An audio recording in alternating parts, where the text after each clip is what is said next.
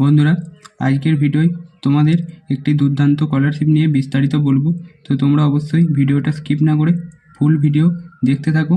তো তোমাদের আজকে যে স্কলারশিপটি নিয়ে বলবো সেটির নাম হচ্ছে জগদীশচন্দ্র বসু স্কলারশিপ।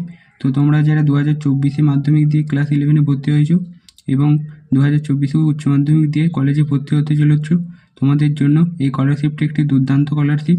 তো তোমরা অবশ্যই এই স্কলারশিপটি আবেদন করবে। আবেদন শুরু হয়ে গেছে। এই স্কলারশিপে তোমরা সর্বোচ্চ 48,000 টাকা অবধি পেয়ে যাবে আবেদন করলে। বন্ধুরা, এই স্কলারশিপের আবেদন পদ্ধতি, আবেদন ফি কত লাগবে, তোমাদের প্রয়োজনীয় নথিপত্র কী লাগবে, তোমাদের যোগ্যতা কী লাগবে, সব কিছুই নিয়ে আজকের ভিডিওতে বিস্তারিত বলবো।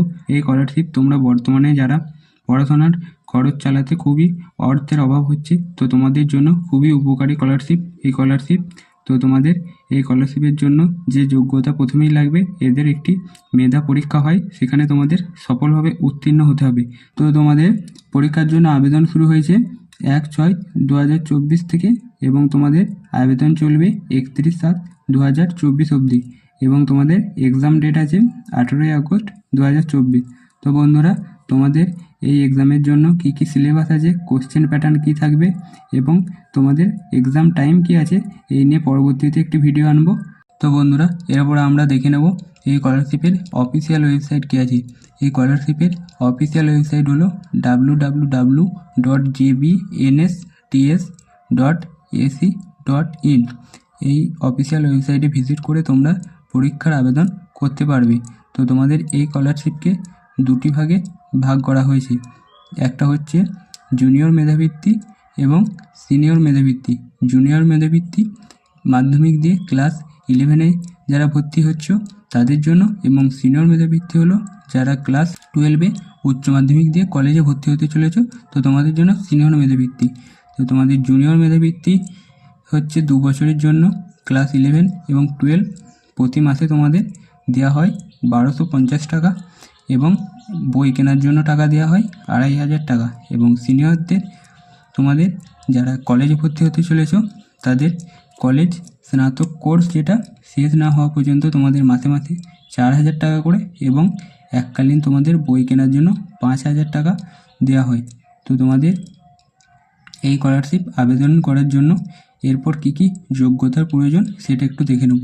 তো তোমাদের জুনিয়রদের জন্য যে যোগ্যতাগুলি লাগবে, মাধ্যমিকে 75% নম্বর নিয়ে উত্তীর্ণ হতে হবে এবং তোমাদেরকে অবশ্যই কিন্তু ক্লাস 11-এ বিজ্ঞান বিভাগে ভর্তি হতে হবে এবং তোমাদের ক্লাস 11-এ বিজ্ঞান বিভাগে ভর্তি হলে পদার্থবিদ্যা, রসায়ন, গণিত, জীবনবিজ্ঞান, পরিসংখ্যান এবং কম্পিউটার বিজ্ঞান এই সব বিষয়গুলির মধ্যে যে কোনো 3টি বিষয় অবশ্যই থাকতে হবে।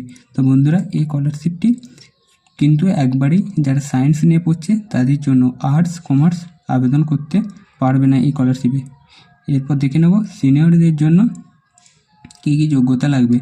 তোমাদের উচ্চ মাধ্যমিক যখন পাস করবে তোমাদেরকে অবশ্যই কিন্তু সায়েন্স নিয়ে পড়াশোনা করতে হবে এবং তোমাদের ক্লাস 11-12-এ পদার্থবিদ্যা, রসায়ন, গণিত, জীবনবিজ্ঞান, পরিসংখ্যান, কম্পিউটার বিজ্ঞান যেগুলি বললাম এর মধ্যে কিন্তু অবশ্যই 3টি বিষয় থাকতে হবে। এরপর আমরা দেখব এই স্কলারশিপ আবেদনের জন্য তোমাদের কী কী নথিপত্র লাগবে। তো এই স্কলারশিপ আবেদনের জন্য তোমাদের যারা ক্লাস 10 পাস করে 11-এ ভর্তি হচ্ছ তাদের জন্য অবশ্যই মাধ্যমিকে যেটা তোমাদের মার্কশিট আছে সেটা, এবং যারা ক্লাস 12-এ উচ্চ মাধ্যমিক দিয়ে কলেজে ভর্তি হতে চলেছ তোমাদের ক্লাস 12-এর মার্কশিট লাগবে এবং তোমাদের পাসপোর্ট আকারের রঙিন ছবি এবং তোমাদের মোবাইল নাম্বার, ইমেল এগুলি লাগবে।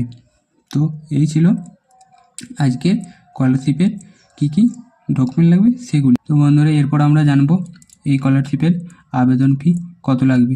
তোমরা যারা মাধ্যমিক দিয়ে ক্লাস 11-এ ভর্তি হবে এবং স্কলারশিপের আবেদন করবে তোমাদের জন্য 100 টাকা, এবং যারা ক্লাস 12-এ উচ্চ মাধ্যমিক দিয়ে কলেজে ভর্তি হতে চলেছ তোমাদের আবেদনের জন্য লাগবে 200 টাকা।